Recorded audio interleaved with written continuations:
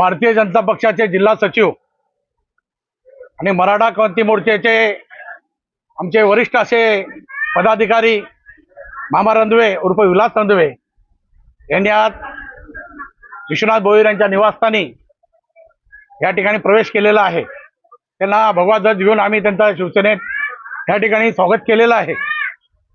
हे स्वागत करताना भारतीय जनता पक्षाला मामा रंधवेच्या नावाने आम्ही काय झटका बिटका देत नाहीये।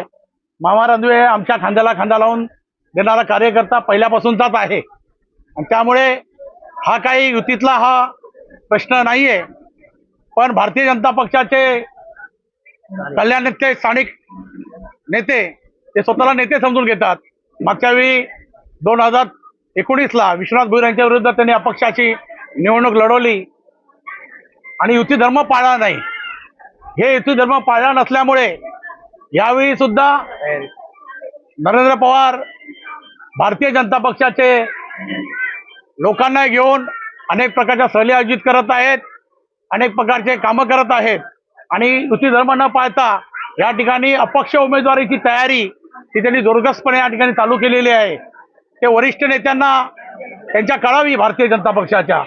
त्या निमित्ताने आज या ठिकाणी मामा रंधवेच्या प्रवेशाच्या वेळी मी सांगत आहे की नरेंद्र पवार आणि वरुण पाटील हे भारतीय जनता पक्षाचे इथले स्थानिक पदाधिकारी हे बंड करण्याच्या हिशोबामध्ये या ठिकाणी कल्याणमध्ये राजकारण करत आहे आणि भारतीय जनता पक्षाच्या वरिष्ठ नेत्यांनी वेळोवेळी दखल घेऊन या दोघांना त्यातल्या तिथं थांबवलं पाहिजे। अन्यथा भारतीय जनता पक्ष मोठा भाऊ म्हणून या महाराष्ट्रामध्ये 152 ते 155 ठिकाणी लढत लढणार आहे।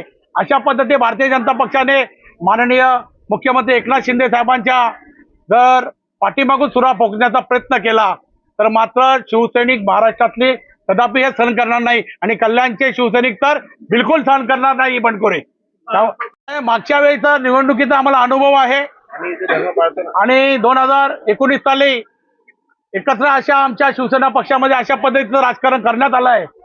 तर आमचे उमेदवार पाडण्यासाठी भारतीय जनता पक्षाच्या त्या वेळेच्या तिथल्या लोकांनी तो प्रयत्न केलेला आहे। त्यामुळे यावेळी आम्हाला भारतीय जनता पक्ष आमचा मोठा भाऊ आहे आणि मोठ्या भावाच्या हक्काप्रमाणे लहान भावांना त्यांनी सर्वच इस्टेट त्यांची घेण्याचा प्रयत्न करू नये।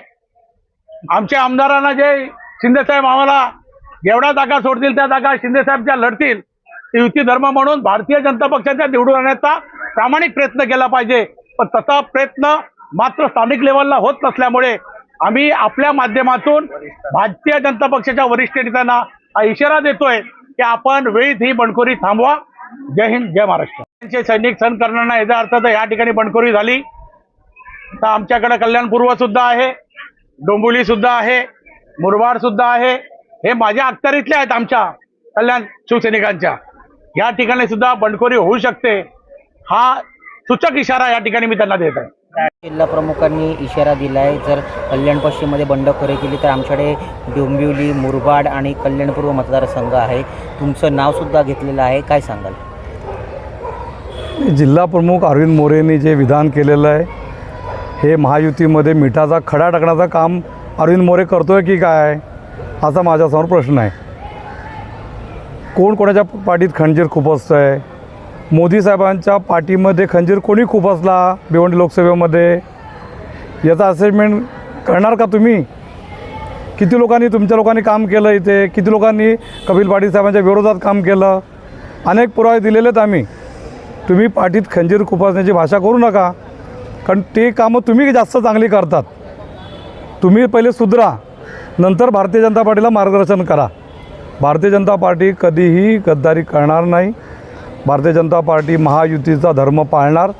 या महाराष्ट्रामध्ये विकासाकरता महायुती झालेली आहे। एकनाथजी शिंदे, देवेंद्रजी फडणवीस साहेब आणि अजितदादा उत्तम काम करत आहेत।